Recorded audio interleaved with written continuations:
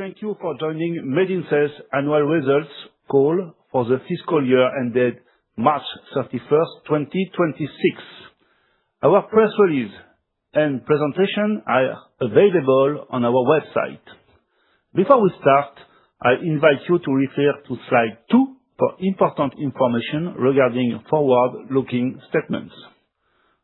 Joining me today are Christophe Douat, our CEO. Hi, Christophe. Hi, David. Hello, everyone. And Stéphane Postic, our CFO. Hi, Stéphane. Hello, David. Hello, everyone. And with that, I can now leave the floor to you, Christophe, to start the presentation. Christophe? Thank you, David. Let me start with MedinCell's trajectory. Our shift to growth strategy is built around 3 engines of growth, all powered by MedinCell's innovation. The first is risperidone LAI with UZEDY, successfully marketed in the US since 2023 by our partner Teva. The second is olanzapine LAI, and the third is AB1, together with our broader pipeline and innovation platform. What is important here is that these are not isolated assets. There are 3 complementary engines supporting both near-term execution and long-term value creation. As you may recall, 1 year ago, when I introduced our shift to growth strategy, I said that the coming 2 years would be the most transformative in MedinCell's history. 1 year later, I can confirm that we are exactly in the middle of that transformation. In fiscal year 25-26, we delivered strong execution across all our growth engines. We saw continued ramp-up of UZEDY, which is driving royalty growth. Olanzapine LAI progressed toward its expected US launch in the fourth quarter of 2026.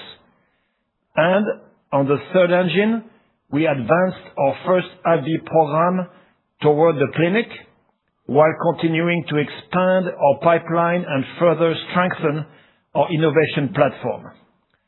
So this was a year of broad execution, not just progress on one product, but progress across the company.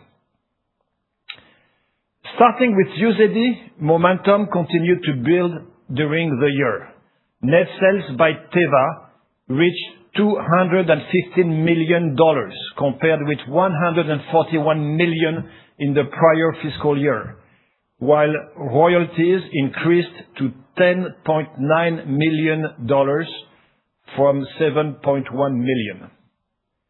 At the same time, prescriptions in the US continued to trend upward, and the product benefited from an FDA label expansion into bipolar I disorder for the 1-month formulation in October 2025.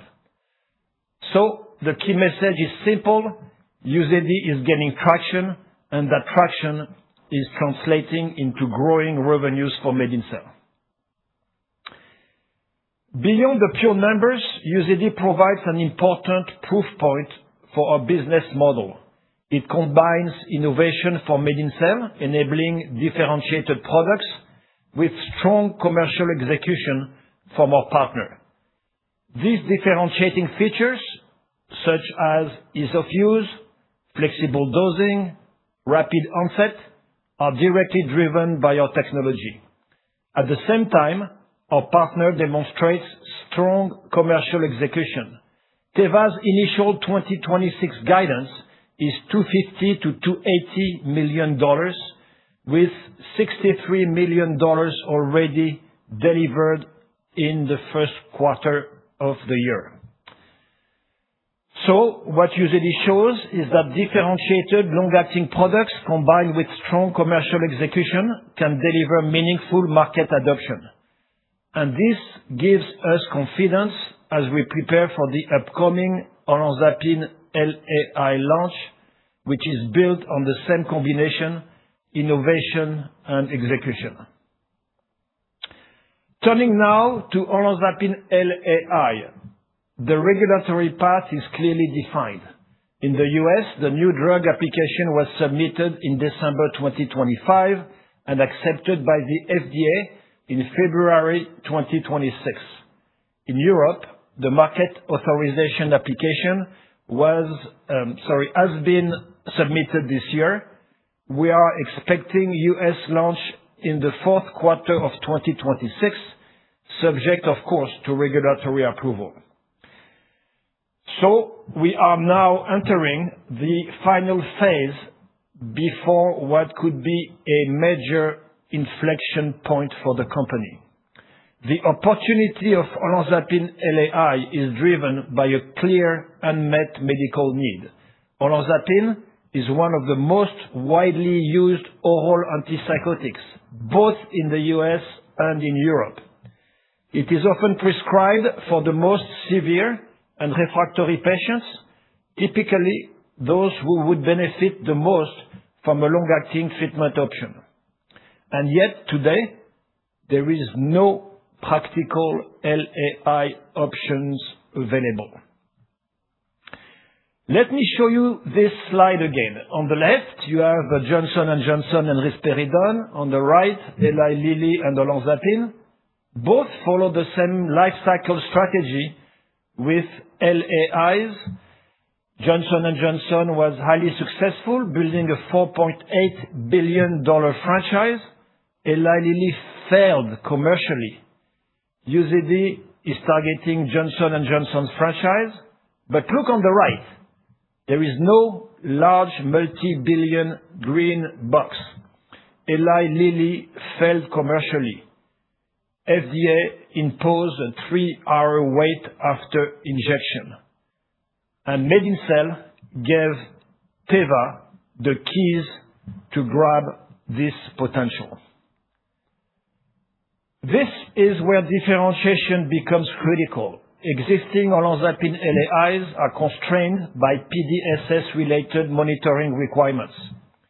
PDSS is an overdose-like reaction that can happen at each administration if the injection is made into the vein by mistake. With MedinCell's sub-Q formulation, more than 4,000 injections have been performed across clinical studies, with no PDSS observed. This is supported by in vitro data showing a controlled release profile even in plasma, in contrast to the rapid release observed with intramuscular existing formulations. Plus, there is only 10 to 20 micron wide blood vessels in the sub-Q space when they can reach 1 to 2 centimeters in the muscle. This could significantly expand the use of olanzapine in long-acting injectable form. Beyond UZEDY and olanzapine, we are building our third growth engine. This includes developing a portfolio of long-acting injectables, many with blockbuster potential. We are continuing to expand our technology platform and leveraging partnerships to scale development and commercialization. So we are not just building around two products. We are building a broader engine for sustainable growth. And this third engine is already supported by concrete progress. With AbbVie, our first program is progressing towards clinical development, with CMC work expected to complete this year, supporting a clinical start in 2027 by our partner. For MDC-CWM in post-TKR pain, phase 3 preparation is ongoing, with initiation still expected in 2026.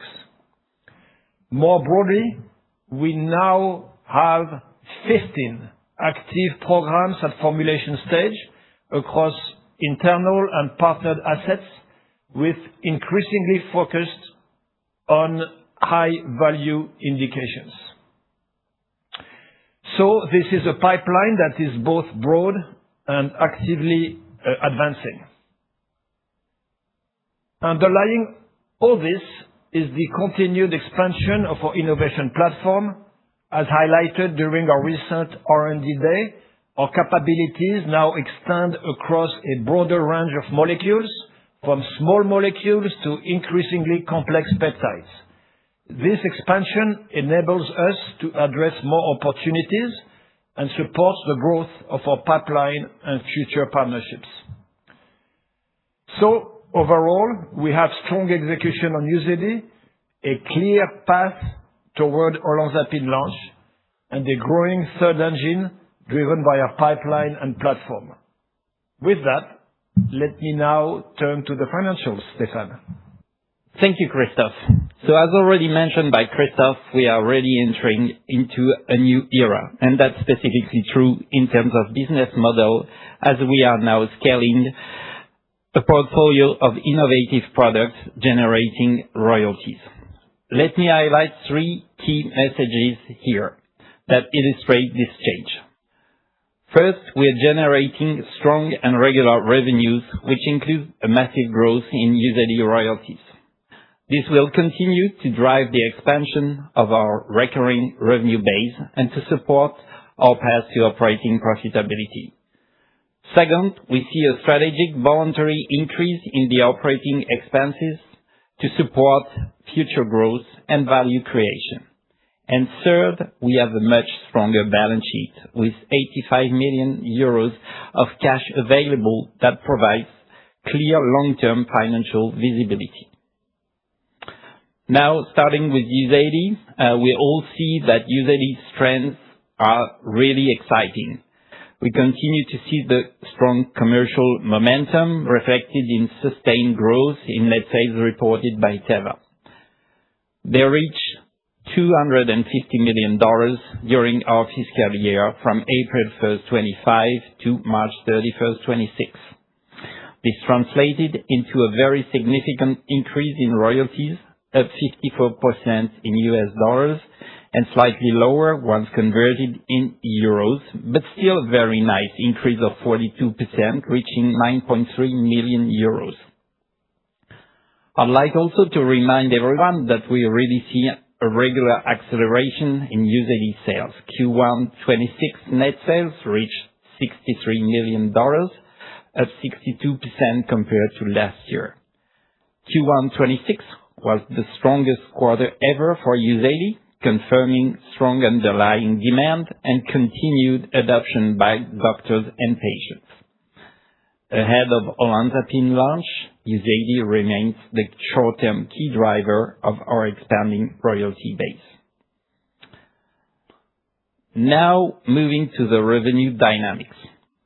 Total income for the period was 24.3 million, slightly lower compared to the 27.7 posted last year. Why that? There is some variability coming mainly from the milestone payments. In fiscal year 25-26, we did not get any milestone versus a 4.8 million milestone linked to olanzapine phase 3 result the year before. Milestones are triggered by one-off events, and they happen in certain years, not in others. Of course, they are valuable when they occur, but they are not the best way to read the underlying trajectory of the business. What is most important and relevant is illustrated on this slide. We are clearly switching into a more royalty-driven revenue model. Royalty income continues to increase as a share of the total revenue, reaching 38% this year versus 22% last year. And excluding the milestone effect, the underlying revenue increased from 22.9 million euros to 24.3 million, reflecting the continued progress in our core business.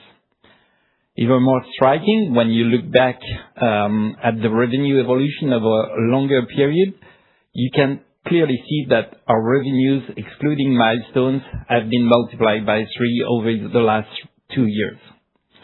Now, a couple of additional words on the revenue, the other revenue items. So AbbVie collaboration is progressing well and as planned. As Christophe said, we are now getting closer to the IND.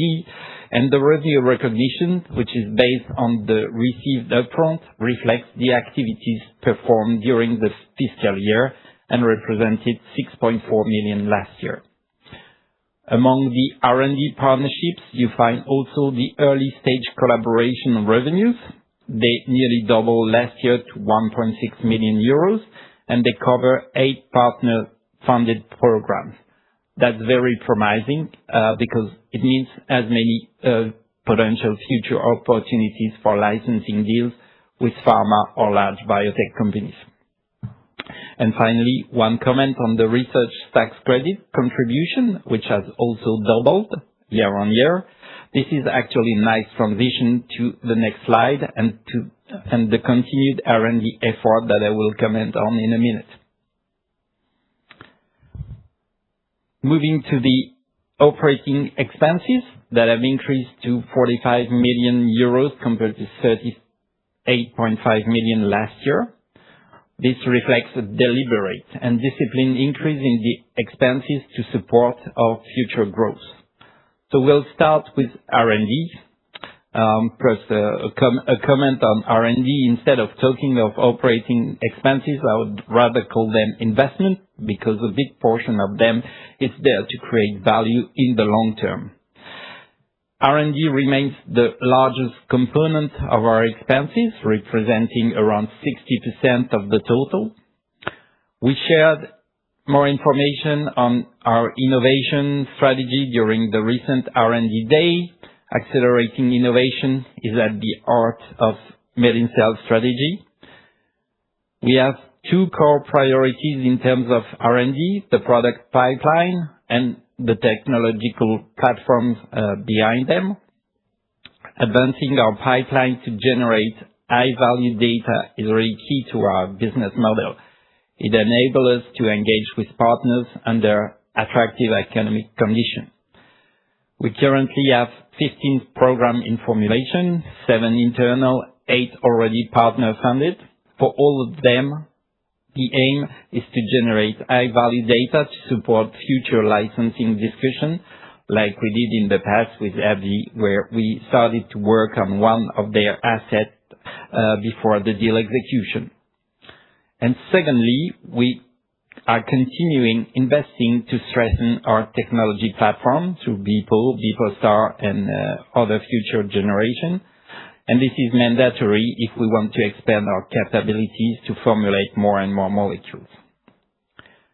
Beyond the R&D, business development expenses have also increased. It's reflecting our willingness to intensify partnership activity and to expand globally. And finally, G&A are increasing to support the scaling of the company, mainly with personnel-related costs and also expenses relating to IT and cybersecurity infrastructure. On the next slide, you have the income statement. So MedinCell is really today at an inflection point. Christophe has been telling our investor repeatedly that the current years are the most transformative ones, and they are. We anticipated that fiscal year 25-26 would be a transition year from a financial perspective because of the absence of any milestone and some variability in the R&D revenues. We end up with an operating loss representing 20.8 million euros.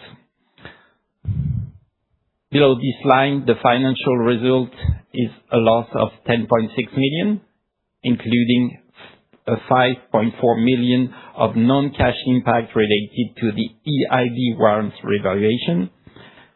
You know that we have successfully negotiated with the EIB a waiver on the put option in March 26.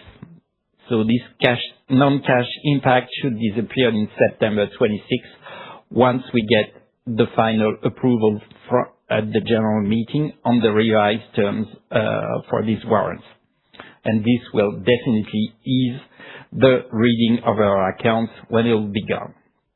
Total annual net loss was 31.3 million, And again, as a conclusion, I'd like to say that this loss reflects a deliberate acceleration. We are building scientific, technological and partnership assets that will drive future revenue growth and value creation.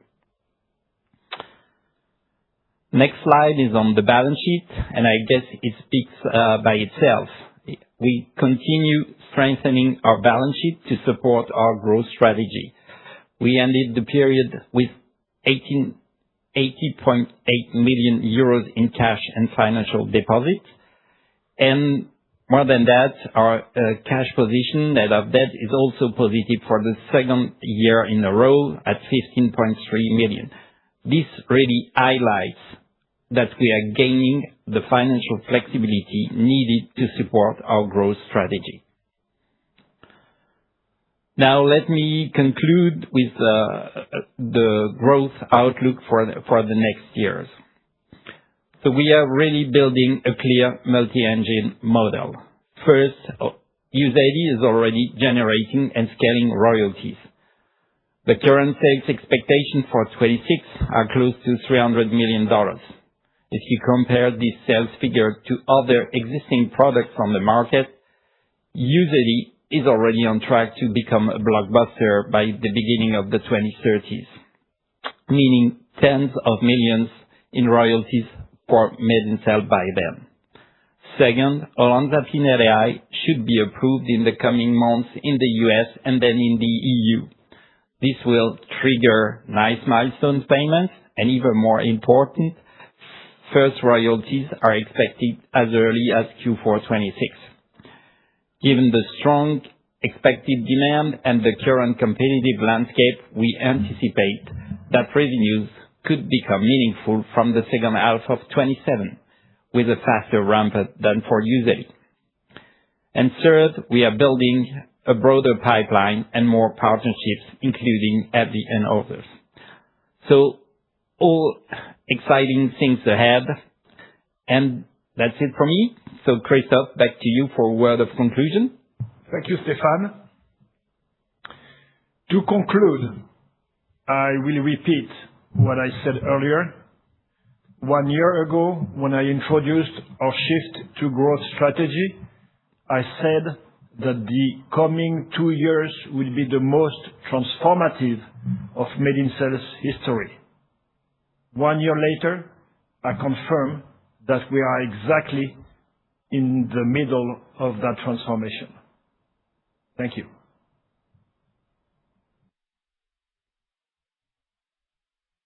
Thank you, Christophe, and thank you, Stéphane. We can now open the call for questions, and with the first questions coming from Ram Selvaraju of Renwright. Hi, Ram. Can you hear us? Can you hear me? Yes. Yes. Can you hear me? Yes, we can hear you, Ram. Go ahead. Yes, Ram? I cannot hear you, but I wanted to ask 3 quick questions. Firstly, I wanted to know if it would be possible for you to comment on the guidance that Teva has historically been providing regarding UZEDY, which clearly appears very conservative, and if you expect this pattern to continue not just with UZEDY in the future, but also once olanzapine LAI arrives on the market, and also if you could give us any granularity regarding how rapidly you expect Teva to be able to make olanzapine LAI available in the United States. Secondly, I was wondering if you could clarify the business development expenses delineated in one of the slides that Stéphane showed. What do these consist of precisely? And then lastly, I was wondering if you could comment on the level of exposure to foreign exchange fluctuations and the degree to which you might be able to hedge against these in the future, especially given the possibility of future depreciation in the value of the US dollar versus the euro, and or if there are any specific provisions made in the agreement between MedinCell and Teva to take account of this potential eventuality. Thank you. Hi, Ram. So maybe I'll answer the first 2 questions, and then Stéphane, you can answer the others. So it is Teva's policy to be very conservative on guidances. The first year of UZEDY, the initial guidance was 80 million. They ended up at 120. On year 2, It was initial guidance of 160, ended up at 191. So we expect them to keep being conservative. That's Richard Francis' strategy. On the next question, when do we expect olanzapine LAI to be available? Teva said clearly that they would launch right away upon approval. Right. And to answer your question on the BD expenses, they cover personnel costs for our business development and market insight people. So we've built up a very nice team, and as I say, the will of the company is to expand globally. So we have now people all around the world looking for additional partnerships and opportunities. And on the second question regarding the exposure to USD fluctuation, it's only versus USD that we have a small difficulty. No other currency at the moment. So indeed, all the royalties are labeled in USD. The best way to hedge against that is to repay as much as we can in USD. So I'm trying hard to sign agreement with suppliers that are also issued in USD. And apart from that, it's a bit difficult because indeed a good portion of our expenses are in euro.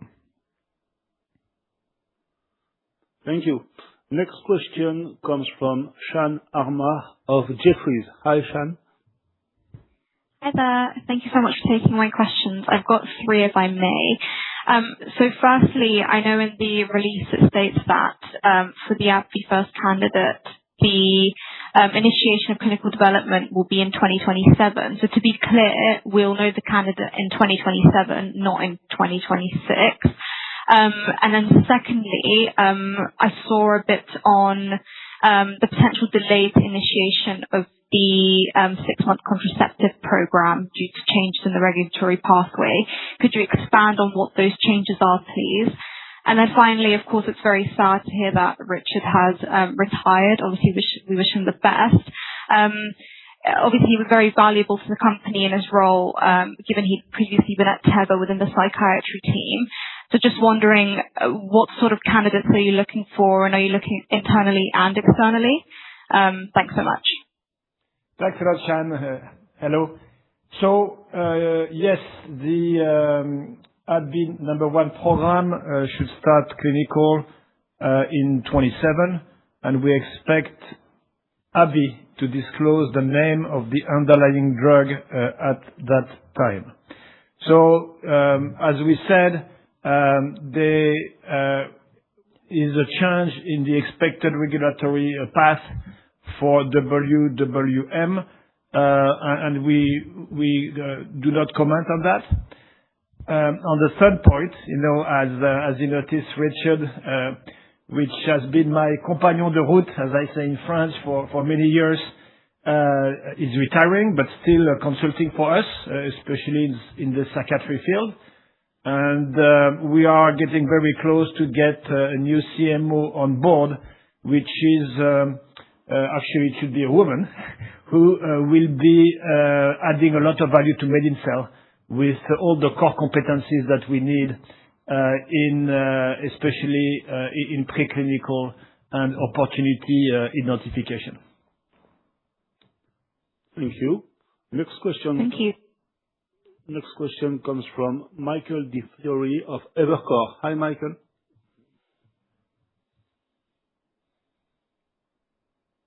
Cannot hear you, Mike. I think that you're on mute. Oh, I'm sorry. Can you hear me now? Yeah. Okay. Thanks so much for taking my question, guys, and congrats on the continued progress. Two questions from me. Number one, you've spoken about becoming more selective and generating more data internally before partnering.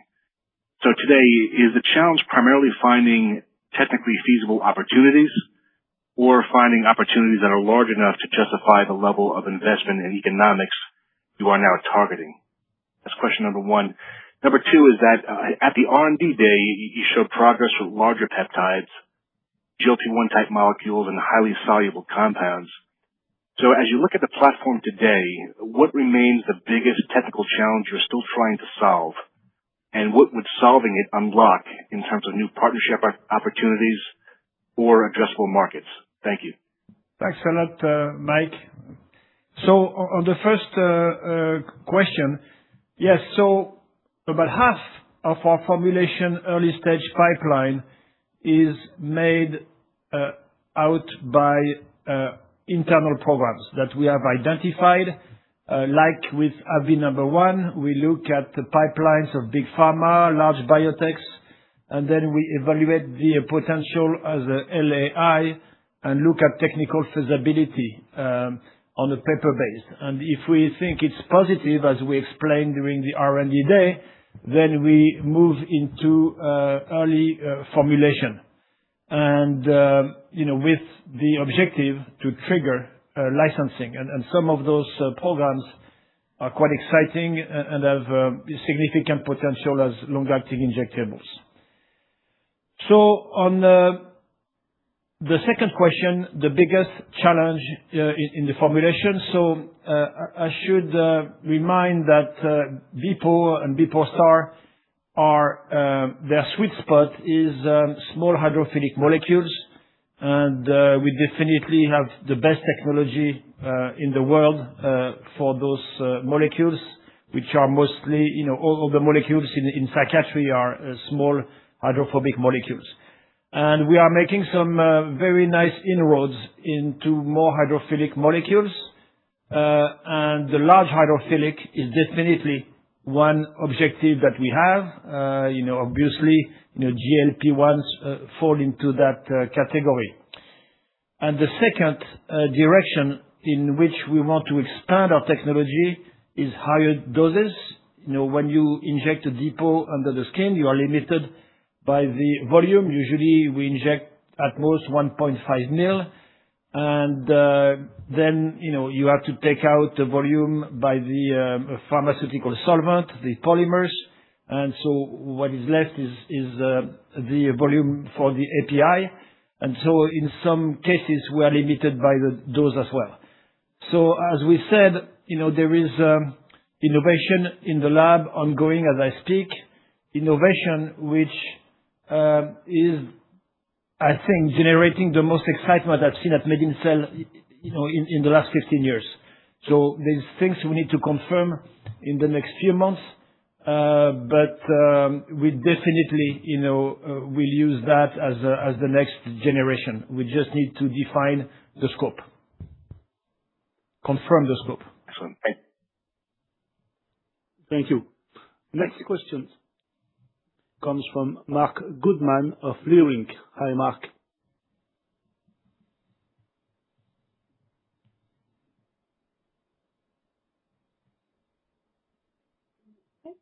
So with olanzapine LAI coming into the franchise alongside UZEDY, can you help us think about how you'd segment the two products commercially? Specifically, what patient profiles do you expect new to LAI patients to opt for an olanzapine LAI versus risperidone-based, like UZEDY, and then to what degree do you expect switches from UZEDY to olanzapine LAI? And then secondly, on the AbbVie collaboration, should we think about the 2027 clinical start as a single lead candidate moving forward first, and then the rest of the collaboration programs progressing stepwise behind it, or multiple candidates moving forward in parallel today? Thank you. Yeah, the first question is a very good question. Both compounds, risperidone and olanzapine, are not in competition. They are complementary.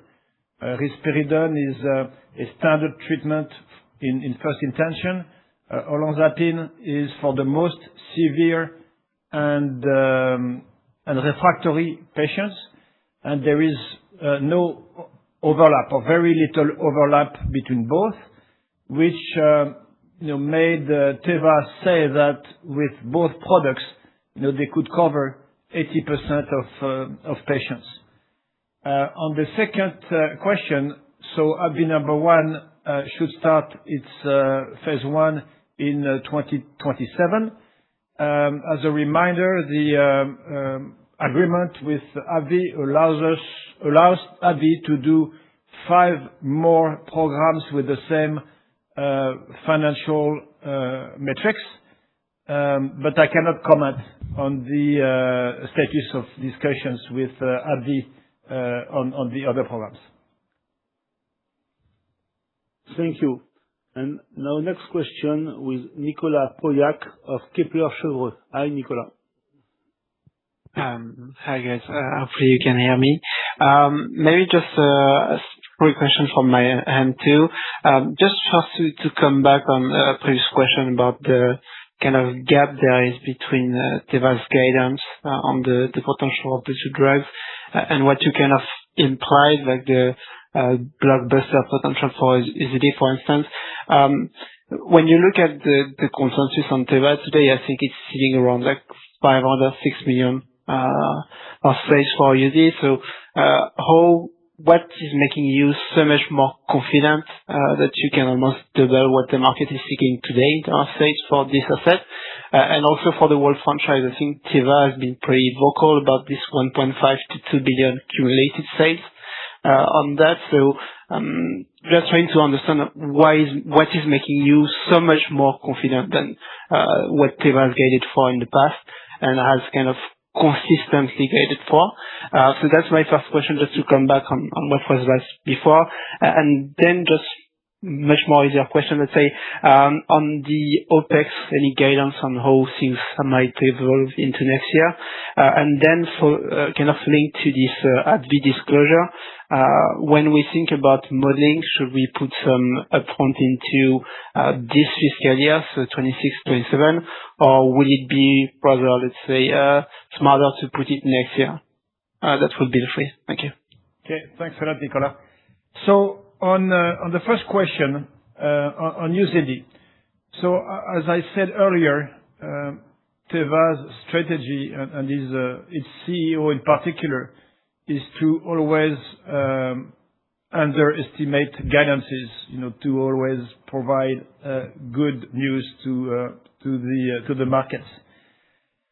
What we know now, after 3 years of commercialization, as Stéphane said earlier today, is that it follows the same curve as some LAI in psychiatry, which have reached the $1 billion mark. And the third point I would say is I think UZEDY was underestimated by analysts, by Teva's analysts at first, because it was one product among many others.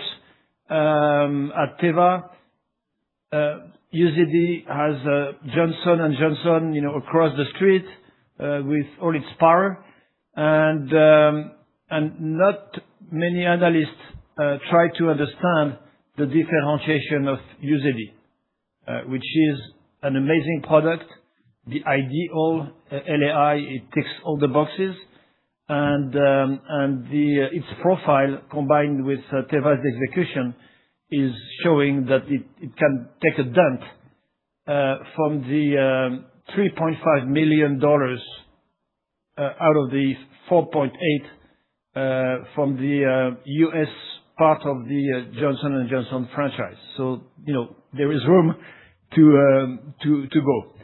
Olanzapine, similar scheme, although, olanzapine, I think, was better understood by analysts because here there is no competition.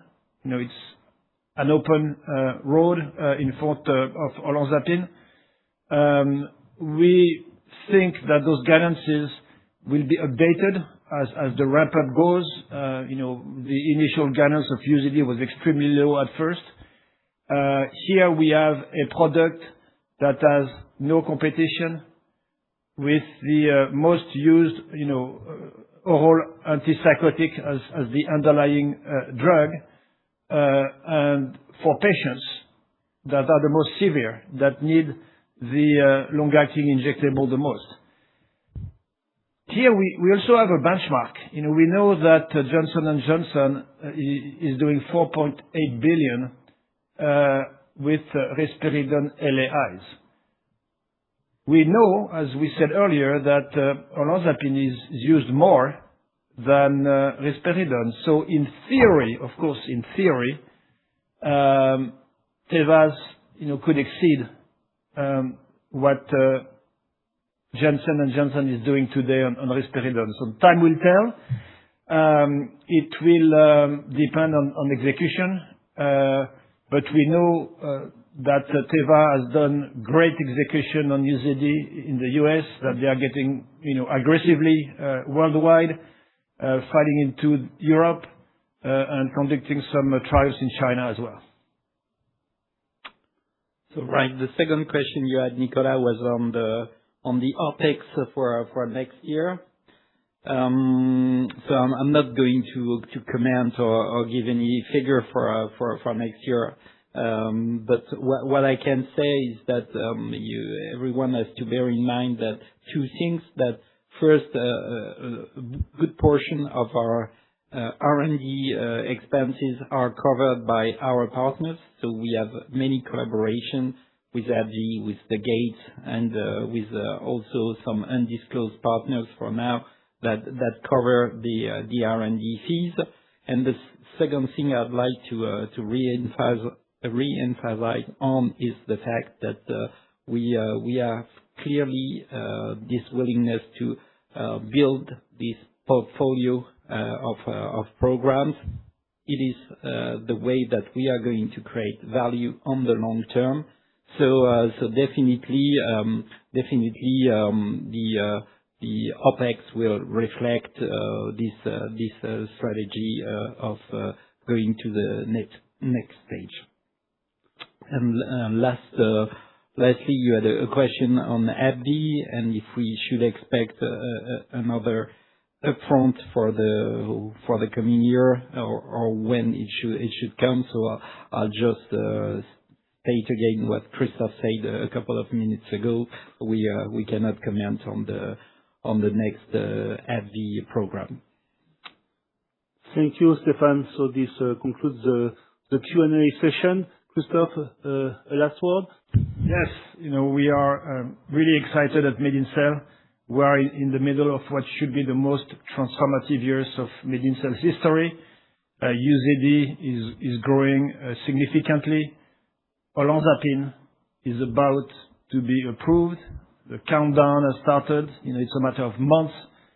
And the third engine is accelerating both on its pipeline and the technology progress. So very, very, very exciting times for us at MedinCell. Thank you, Christophe. Thank you, Stéphane. And thank you all for joining us and for your continued interest in MedinCell. So a replay will be available shortly on our website, just right after this meeting. And we look forward to speaking with you again soon. Thank you. Goodbye.